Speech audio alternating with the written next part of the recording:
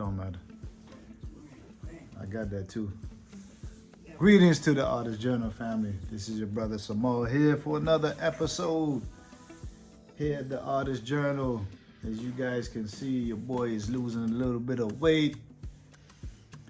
Jessica and I, we're on our 7th day of our juice cleanse. Man, I'm hungry. Can you pass me? Sure. No. Oh, Other phone. If you guys are here for the first time, I want to say welcome to the platform. Thank you. If you haven't yet, go ahead and hit that like, share, and subscribe for me. So when we upload content, you know the drill. You guys will be the first to get it. Again, for those who are tuning in for the first time, my name is Brother Samal. Where at this platform, we showcase our travels around the world. We like to play museums. We delve into art. We ourselves are artists, and we like to play with the paint and textures and mold things, and So, just wanted to come in and touch bases with the digital family, the digital village is what I like to call it. Man, things are winding down as we get closer and closer and closer to traveling and also making a transition out of America, family. For those of you who don't know, we are definitely moving out of the country and time is winding down. And it seems like the days are turning into hours. So to prepare is a lot of moving pieces. And it's tedious. And this fast, yes, it does help because you get clarity of mind, clarity of thought. But it's a challenge too because physically you have to wrestle with yourself. You get in these places where you just want to eat food. You know what I mean? You just want to eat, you want to drink smoothies and all that kind of good stuff. But to get stronger, you got to persevere. You got to push through these hard times. So we here, family. A lot going on in the world, like I said in the past video. A lot of eye-opening things, things that we wouldn't even dream to see happening, Jessica, what are some of what's on your mind pertaining to some of the things that's going on in today's world? Well, honestly, 2025, just the short 4 or 5 weeks already have just been like a whirlwind, honestly. Not to say that it wasn't expected, but I guess I just wasn't quite expecting things to just escalate so fast. And just the magnitude of things that are happening across the world, I just really wasn't expecting that in the first few weeks of the year. Right. So honestly though, this fast came at a perfect time because just the state of everyone's just well-being and attitudes and just the stress levels have just risen so fast. It's like I really felt like we needed this time to just step back, reset, and just regroup and just prepare ourselves for the next chapter, because it's just like here within these 4 walls, we honestly are able just to control what we consume as far as on the news or just the things that we focus on, or just are able to just maintain low stress levels and keep it as peaceful as possible. But once we leave out of these 4 walls and go to our jobs, talk to family, it's just all over. It's just the stress just rises immediately. And I understand it because there's a lot of crazy things that are going on, and it's actually manufactured to make you scared, make you nervous, make you just not want to travel. So I wanted just to ask you, like, let me say this too. Okay. Just off of what you were just saying about leaving out of our comfort zone, which is the house, and going to these jobs, is like we are connected to people. You don't even have to like the people, but because you work with them and you in a close proximity all day, every day, it's like you have some kind of connection. So if things are going on and they down, they depressed, they upset, it kind of rubs off on you. Right. So it's like I'm constantly in a mode of protecting or trying to protect my energy as much as possible. Right. All the time. Like, for those of you who don't know, I work in a barbershop. I cut hair for a living.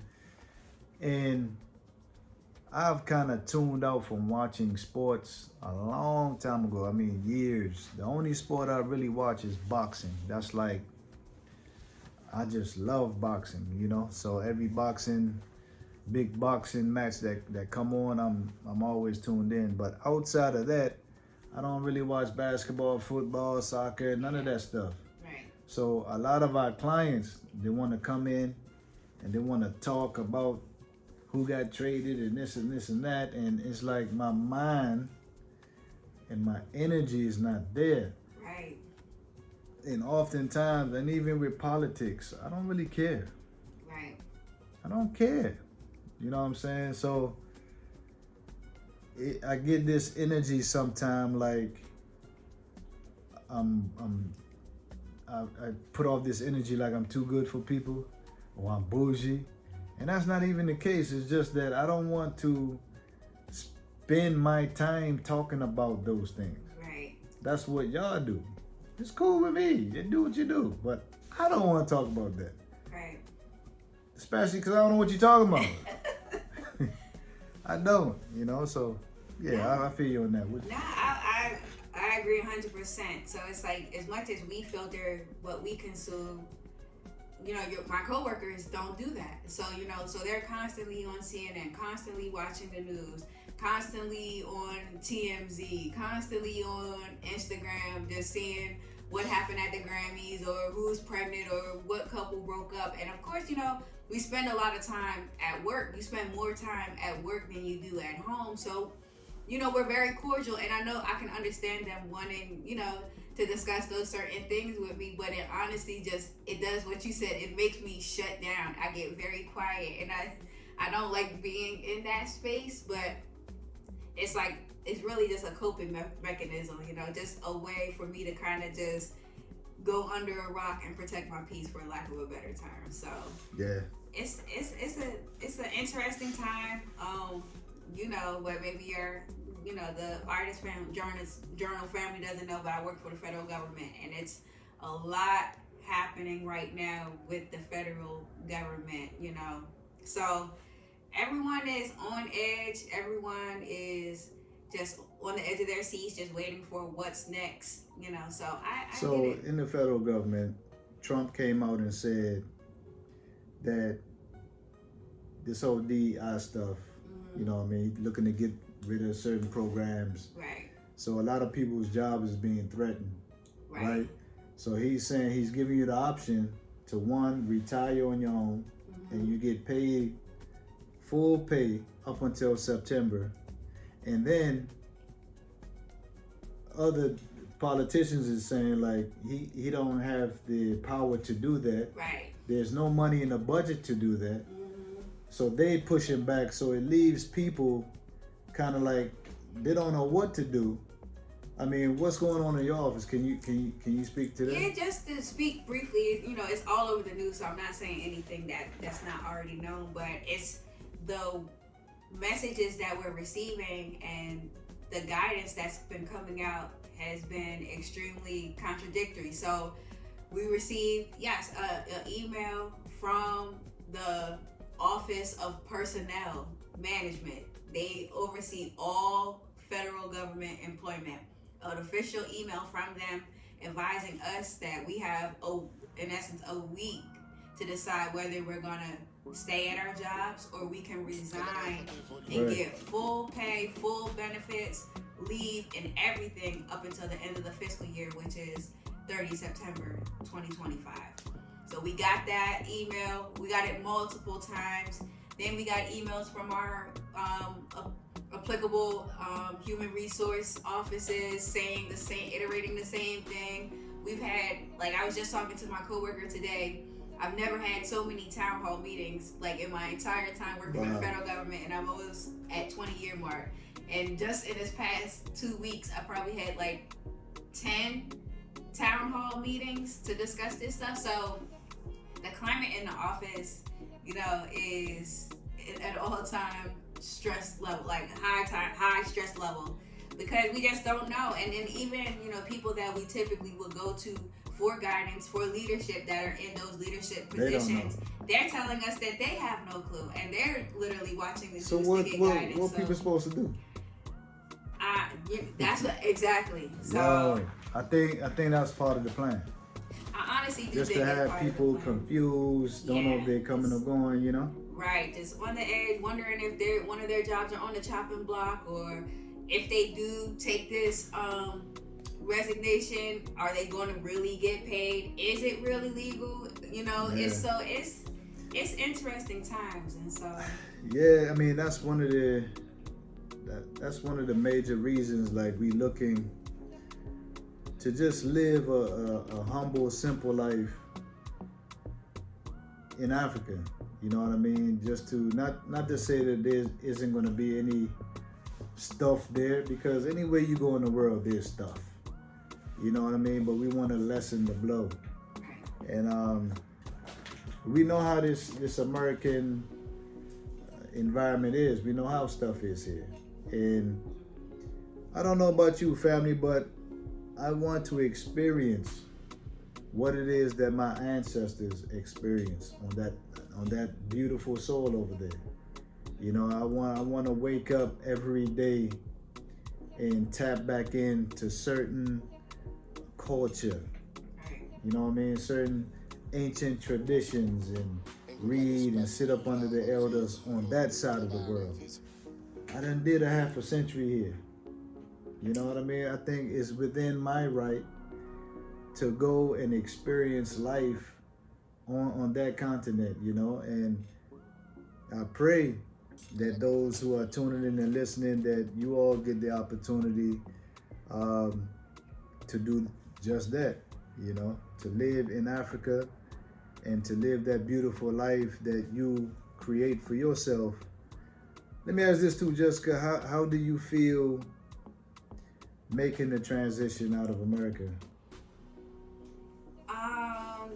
Mixed emotions. I think is kind of expected. I'm extremely excited about, you know, just even having the opportunity to just say I'm done with this high-speed lifestyle, this 9-to-5 dead-end job, and just being able just to up and go, you know, with someone that, you know, is like-minded with me. We're, you know, partners. We have a great time, and we're looking to do great things in the continent. So I'm very excited about that aspect.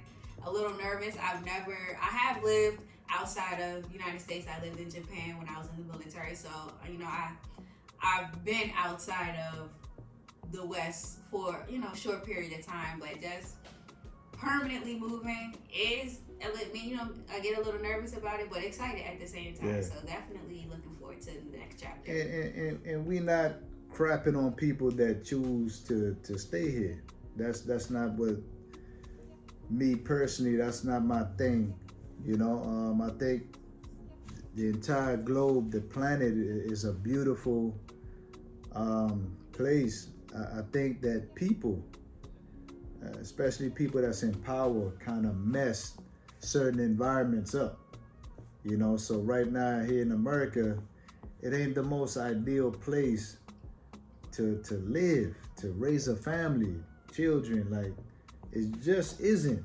Right. You work for the federal government.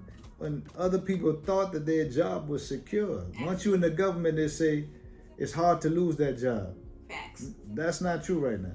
Not at all. You know what I'm saying? Yeah. So it's like, I mean, how many mass shootings do we have in the course of a week in America? Like, is this really a place to raise children? I mean, a week. So. Yeah, I don't think so. You know, so I don't know. So yeah, family, I admonish everyone to at least start to do some homework and get your passport if you haven't got it, and visit the country that you so desire, you know. Not so desire, but you desire to be in.